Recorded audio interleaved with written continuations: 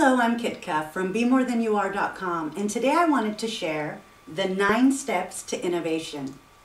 If you've ever marveled at somebody's creativeness, then guess what? You can create and innovate too. It just takes a little time. So number 1, everyone is born creative. The box of crayons in the kindergarten were not limited to those who possessed potential, because the truth is, we all have potential. I'll bet that you can remember how long it took to learn to ride a bike or to drive, or to never commit to the same mistake again.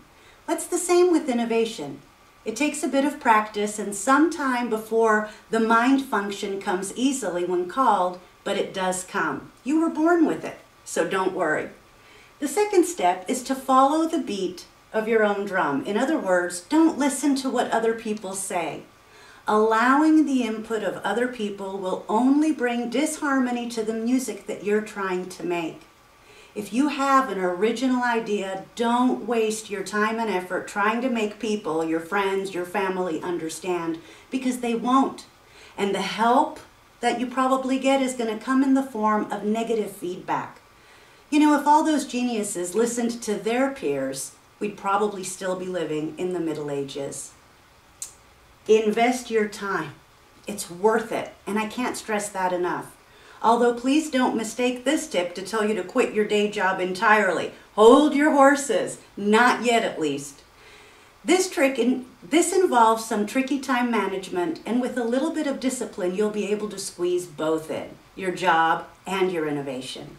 Next, move, get physical, exercise, take a walk, run a mile or two, get out your old bicycle, walk the dog, play tag with your kids, and do your errands walking instead of the car. Whatever it takes, move, because doing so sends all those endorphins coursing through your veins. It clears and relaxes your mind, and it allows all that creativity to pop up. Record your dreams. Aren't some of your dreams the craziest thing that your conscious mind would have ever thought of? If you've had these kind of dreams before, and I know you have, the kind where anything is possible, then that shows the untapped innovative power that you have lying within. So start writing down those dreams. Keep a pen and a notepad by your bed. Invest in a nightlight, and when that midnight inspiration speaks to you, write it down. Those dreams may just create an innovative spark within you and be your next big idea. Find your own style. We're all doing the same things, but what makes you so unique is that you're doing it in your own way. You can always tell a Van Gogh from a Matisse, right? And you can recognize Hemingway wrote something by the choice of words he put on the paper. Well, it's the same with you. You are a one-of-a-kind masterpiece, so show it. People are going to appreciate your innovation more because it's uniquely yours, and no one else would have thought of it the same way that you were thinking. That's what makes people really excited about the assets you have.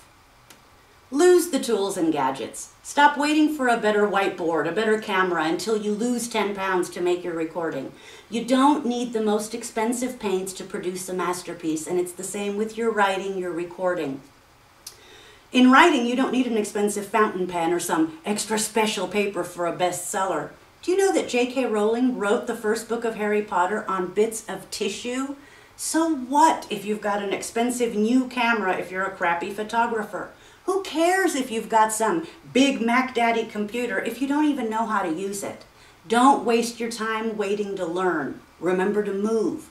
Professionals actually reduce the number of tools and gadgets that they have as they get better at what they do, because they know what works and what doesn't. And what usually works is pretty simple.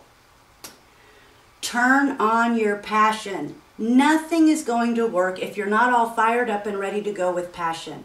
What wakes you up in the morning? What keeps your flame burning? What is the one thing that you'll die if you don't do?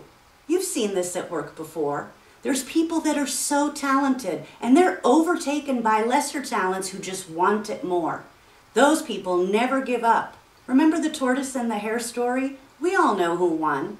If you're not doing something that you don't want to do, then you don't really want to do it, and don't waste time.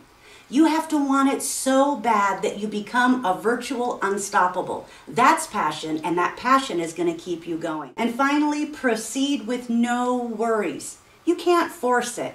You just got to keep on keeping on, and then suddenly, boom, inspiration is going to hit when you least expect it to. So be prepared for those unpredictable and yet inevitable moments. An idea could strike you on the subway, in the yard.